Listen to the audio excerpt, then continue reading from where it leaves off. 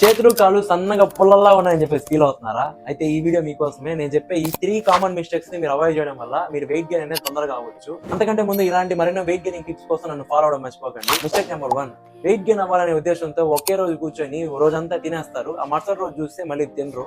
So అలా చేయకూడదు.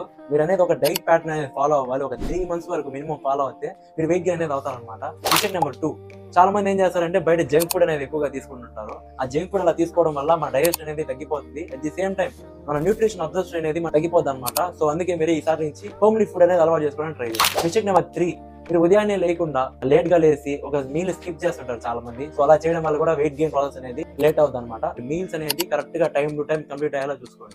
Come back to the day 16 of transformation series guys. మన rest day అనమాట. సో ఏం వర్కౌట్ చేయలేదు, బట్ జిమ్ కి వెళ్ళేసి కొన్ని వీడియోస్ షూట్ చేసుకున్నాను. మరి కొన్ని రోజులు ఒక 4 arm workout and goblet squat గురించి డీటెయిల్ ఇన్ఫర్మేషన్ వీడియోస్ రాబోతున్నాయి. సో మీరు కూడా ఆ వీడియోస్ మిస్ కాకుండా చూడాలంటే make sure to subscribe my YouTube channel guys.